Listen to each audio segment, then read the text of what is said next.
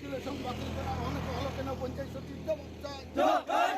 25 লক্ষ টাকার রেজুলেশন বাতিল করা হলো কেন পঞ্চায়েত সচিব জবাব চাই। 4 মেম্বারের অবৈধ রেজুলেশনে কাজ চলছে কেন পঞ্চায়েত সচিব জবাব চাই। জবাব তোমার দিতে হবে। এই আন্দোলন চলছে, লড়াই করে বাঁচতে হবে। কি বিশ্বাস এটা মুক্তি অফিসার যে কথা কইব জানি এটা আবার রেকর্ড হাতে লইয়া এটা ফুলাইতে কথা কইব না এটা একটা কথা মাত্র 25 লক্ষ টাকার পঞ্চায়েত রেজুলেশন বন্ধ করা হলো কেন পঞ্চায়েত সচিব জবাব চাই। রিঙ্গলের টাকা তোলা হচ্ছে কেন কাজ হলো না পঞ্চায়েত সচিব জবাব চাই। রিঙ্গলের টাকা দলে যোগ দেন, যোগ দিয়ে আওয়াজ তুলুন। সিনাপুরে দুর্নীতি বন্ধ করতে হবে, দুর্নীতি বন্ধ করতে হবে। সিনাপুরে সর্বদলীয় বৈঠকে সর্বদলীয় ডেপুটেশনের দলে যোগ দিন।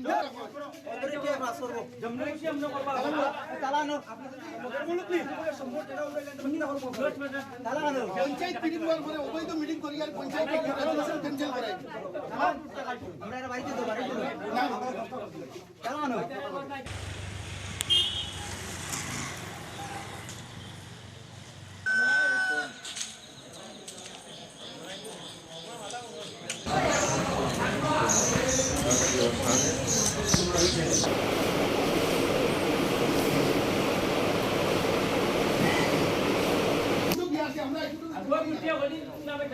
itu benyuan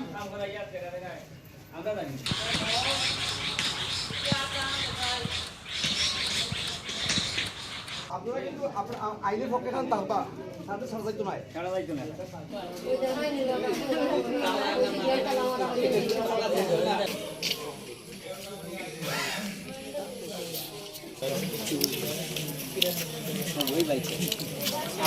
গত 25/7/2023 তারিখে আমাদের গ্রাম পঞ্চায়েতে একটা গণডেপুটেশন দিয়েছিলাম, কিন্তু দেখা গেছে ওই দিন আমাদের পঞ্চায়েত সচিব এবং পঞ্চায়েতের কোনো স্টাফ পঞ্চায়েতে ছিল না। আমরা 8 দফা দাবি নিয়ে আমরা বিডিও মহোদয় এবং ডিও মহোদয়কে কপি দিয়েছিলাম। আমাদের পঞ্চায়েতের যে সমস্যাগুলো, যে কেলেঙ্কারি থেকে ধরে শুরু করে সমস্ত ধরনের উন্নয়নমূলক কাজে যে ব্যাঘাত ঘটেছিল তার সুষ্ঠু তদন্ত করে এর ব্যবস্থা করার জন্য আমরা কপি দিয়েছিলাম ডিএম এবং বিডিও মহোদয়কে, কিন্তু এর কোনো সুরাহা আমাদের পঞ্চায়েতে হয়নি। আমাদের শ্রীনাথপুর পঞ্চায়েত থেকে আমরা বিভিন্ন সময় ডিএম বিডিও মহোদয়কে চিঠির মাধ্যমে লিখিত আকারে জানানোর পরেও শ্রীনাথপুর নিয়ে কোনো ইনকোয়ারি, শ্রীনাথপুর নিয়ে কোনো তদন্ত করা হচ্ছে না। তাই আমরা বাধ্য হয়ে আমরা আজকে 22/9/2023 তারিখে আমরা এলাকার জনগণ, এখানে কংগ্রেস, সিপিএম, বিজেপি কেউ নেই, সর্বদলীয় যা রাজ্যের কোনো পঞ্চায়েতে এরকম নেই। আমাদের পঞ্চায়েতে যেরকম জনগণ একত্রিত রয়েছে, এখানে কংগ্রেস পাবেন, সিপিএম পাবেন, বিজেপি পাবেন, কিন্তু প্রত্যেকেই উন্নয়নের জন্য আজকে এখানে এসেছে।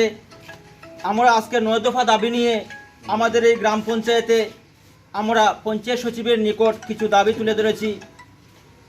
আমরা এই বিষয়গুলো বিডিও মহোদয়কে, ডিএম মহোদয়কে অবগত করছি, কিন্তু দেখা গেছে পঞ্চায়েত সচিবের সুষ্ঠু কোনো উত্তর দিতে পারেননি। তাই এলাকার সাধারণ জনগণ আজকে বাধ্য হয়ে পঞ্চায়েতে তালা মেরে লক করে রেখেছে। যদি কোনো আধিকারিকরা আসেন তাহলে ওনারা আশ্বাস দেন আমাদেরকে, আমরা আইনের মধ্যে থেকে আমরা ওনাদেরকে তালা খুলে দেব। এবং আমাদের এই যে কাজগুলো, প্রথমত আমাদের শ্রীনাথপুর গ্রাম পঞ্চায়েতের যে অবৈধ রেজুলেশন হচ্ছে তা বন্ধ করার জন্য আমরা দাবি রেখেছি। আমাদের গ্রাম পঞ্চায়েতে বিডিও মহোদয়ের মাধ্যমে দ্রুত রেগার কাজ করতে হবে। আমাদের 2 নম্বর দাবি, আমাদের শ্রীনাথপুর গ্রাম পঞ্চায়েতে এনএক্সআর সি লিস্টে অনেকের নাম রয়েছে, আইডি রয়েছে, অথচ গড়গুলা দেওয়া হচ্ছে না। কী কারণে দেওয়া হচ্ছে না তা আমাদেরকে লিখিত আকারে জানাতে হবে। এগুলো দাবি রেখেছি আমরা। বিগত দিনে আমাদের পঞ্চায়েতে যারা গড় পেয়েছিলেন রেগার কাজের 20,000 টাকা করে ডেপুটেশন কোনো দলের নাম উল্লেখ না করে একটা চিঠি আমাদের দেওয়া হয়েছিল আজকে সময় চাইয়া। তো যথারীতি আমরা আজকে তাদের সাথে ডেপুটেশনে মিলিত হয়েছি। ওদের দাবি দাওয়া যা ছিল আমরা সবগুলা রিপ্লাই দিয়েছি। হঠাৎ একজন উঠে বললো আজকে না আপনাদের তালা মেরে বন্ধ করে রাখা হবে বলেই সবাই বেরিয়ে গেল এবং হঠাৎ তালা মেরে দিল ঘরটি। আমরা ঘরে বন্দি অবস্থায় আছি।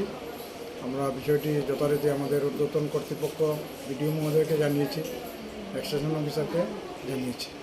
তো যারা ডেপুটেশন প্রদানকারীদের মধ্যে কোনো জনপ্রতিনিধি ছিলেন কি? ছিলেন। ওনারা কোন দলের? ওরা সিপিআইএম দলের দুজন মেম্বার ছিলেন, তকুল আলী এবং মুজিব আলী। মানে মূলত কী কারণে মানে আপনাদের মানে গড়বন্দি করলেন? মূলত বিষয়টা এখানে তো দীর্ঘদিন পঞ্চায়েত ছিল না, আবার পুনরায় পঞ্চায়েত হয়েছে, প্রধান নির্বাচিত হয়েছে, হওয়ার পরে একটা সভা হয়েছে, ওই সভাতে ওনারা চিঠি পেয়েছিলেন সভাতে উপস্থিত হওয়ার জন্য, কিন্তু ওনারা কী কারণে আসেননি জানি না। তারপরে ওই সভা হয়েছে, যেহেতু কুরাম হয়েছে, সভা হয়েছে, সভায় সিদ্ধান্তগুলো হয়েছে, ওনারা বলছেন এই সিদ্ধান্তগুলো অবৈধ। ওই অবৈধ শব্দটাকেই ব্যবহার করে ওনারা তালা মেরেছে। তো আপনারা এখন ঘরের মধ্যে কয়জন আছেন? আমরা 4 জন আছি, সবই সরকারি কর্মচারী। সবাই সরকারি কর্মচারী। তো ওনাদের পক্ষ থেকে একটা অভিযোগ করা হয়েছে যে অবৈধভাবে নাকি রেজলিউশন নেওয়া হচ্ছে। না, এটা অবৈধভাবে কীভাবে নেওয়া হবে? 4 জন পঞ্চায়েতের সভা হয়েছে, সভাতে ওনারা আসেননি, না আসাতে যে সভা হয়েছে, কুরাম হয়েছে, সভা হয়েছে, এগুলো কীভাবে অবৈধ হবে? আর অবৈধ হলে আমার ঊর্ধ্বতন কর্তৃপক্ষকে ওনারা বলবেন। ঊর্ধ্বতন কর্তৃপক্ষ যদি মিটিংটাকে অবৈধ বলে তাহলে অবৈধ। তো এখন তো প্রায় বিকাল 5টার উপর বাসটা চলছে, মানে আর কতক্ষণ থাকবেন এভাবে? ওনারা যতক্ষণ তালা খুলছে না, আমরা তো থাকতেই হবে। স্থানীয় পুলিশ প্রশাসনকে জানানো পুলিশ হচ্ছে? প্রশাসন আমাদের বাইরে আছে, ওনারা দেখছেন বিষয়টি। কোন থানার পুলিশ এসেছে? ইরানি থানা। লক্ষ টাকার রেজুলেশন বাতিল করা হলো কেন পঞ্চায়েত সচিব জবাব চাই। 25 লক্ষ টাকার রেজুলেশন বাতিল করা হলো কেন পঞ্চায়েত সচিব জবাব চাই। 4 মেম্বারের অবৈধ রেজুলেশনে কাজ চলছে কেন পঞ্চায়েত সচিব জবাব চাই। জবাব তোমার দিতে হবে। এই আন্দোলন চলছে, লড়াই করে বাঁচতে হবে। কি বিশ্বাস লাখ লাখ টাকা দিয়েছি আপনার